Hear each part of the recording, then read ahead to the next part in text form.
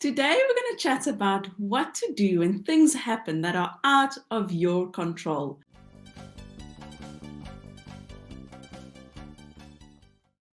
So, when things happen that are totally out of your control, it's so easy to go down a rabbit hole of, oh no, the world is collapsing. Here's the truth: things that are out of your control will happen, and there's no such thing as the perfect journey when it comes to starting and growing a creative club or any business for that matter. But if you're equipped with the 3 mindset tools that I'll share with you today, then you can handle anything that comes your way. I'm also going to share that how one of these mindset hacks helped us grow our Facebook group from 0 to over 10,000 in 1 year.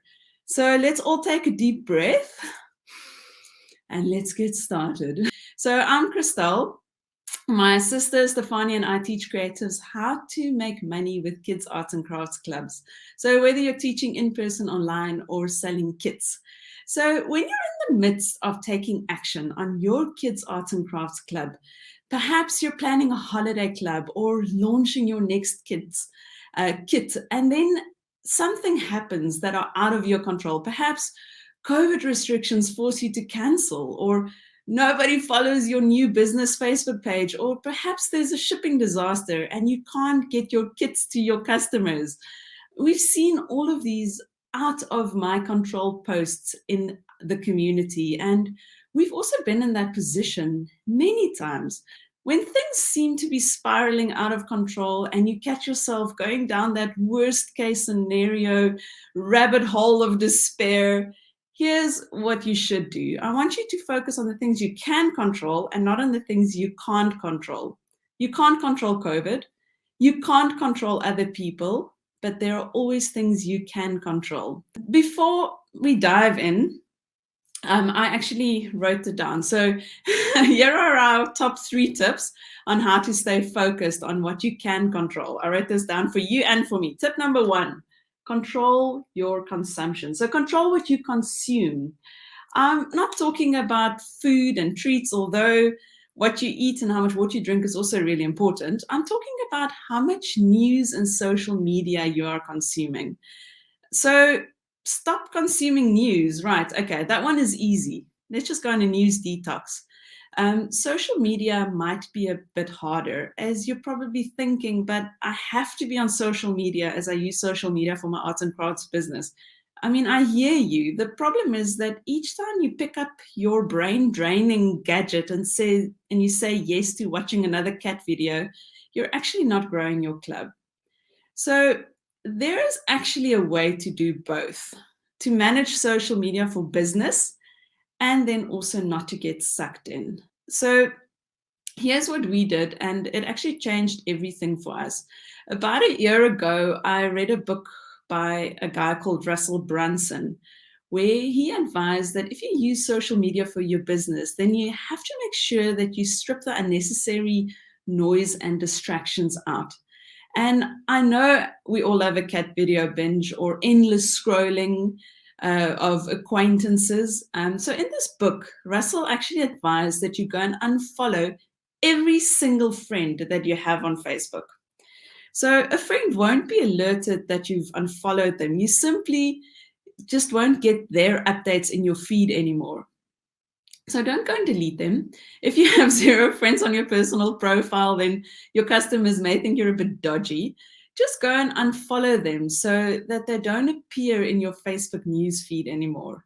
So in the spirit of the moment, I did just that. I unfollowed all of my friends.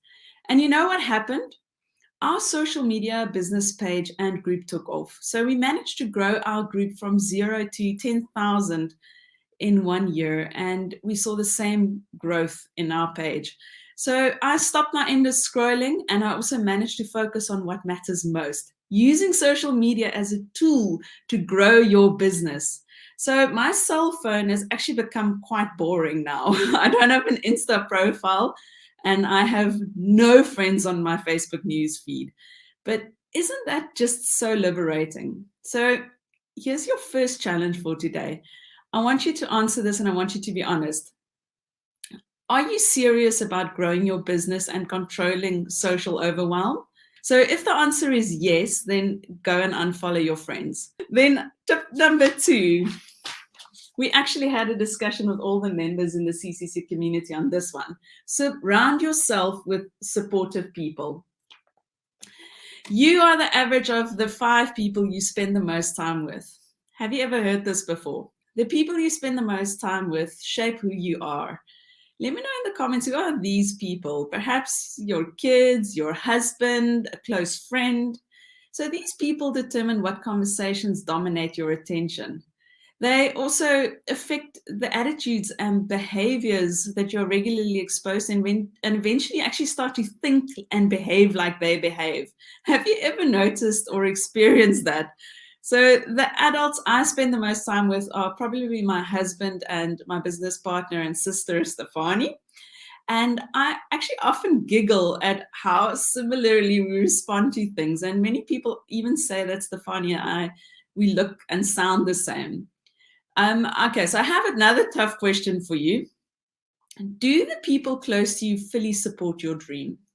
It could be that that dream in your heart may be bigger than your immediate environment in which you find yourself. And it's difficult, near impossible, to lift yourself up if they don't believe in your dream. I mean, yeah, the reality is that you can't hang out with negative people and expect to have a positive life and a positive business. Does this make sense? So, what I want you to do is I want you to take control. Surround yourself with people you admire. We become like the people we choose to expose ourselves to. Remember, it's a choice.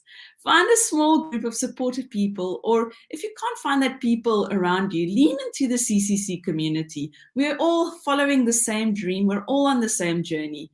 And then consciously plan that you will value only the opinions and the attitudes of the people that support you in your journey.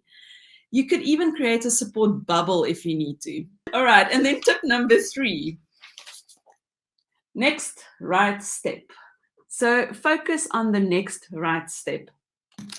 Don't drive yourself crazy trying to think of all the things. Don't drive yourself crazy focusing and complaining about all the things that are out of your control. Just focus on the next right step. It might be that you must send out an email. It might be that you're recording an art video tutorial. It might be that you're packing your first kit. It might be that you're going back to the drawing board and brainstorming a few more ideas. When you focus your attention solely on the things that you can control, then suddenly you'll find that life becomes a lot more manageable. Your feelings of helplessness or despair or those kinds of feelings will just start to dissipate, and you'll feel like you can finally start breathing again. And when obstacles pop up, which they will, like we've seen in the comments, you'll find that you're more capable because you're in the right headspace to take them on. You can control curveballs. You can keep marching forward. You can do incredible things. I have no doubt in my mind about that. All you need to do is refocus and think about those 3 tips. All right, so I'm actually wrapping up. To recap, I want you to control your consumption and go and unfollow your Facebook friends. Tip number 2, surround yourself with supportive people. And then tip number 3, focus on the next right step. Give me a yes in the comments if you are going to unfollow your Facebook friends and if you are going to think about these 3 tips and apply them to your business and to your life. All right, that's it from me for today. Short and sweet. We're going to try and keep these consumable. I know we're all busy, and I will see you next time. Bye.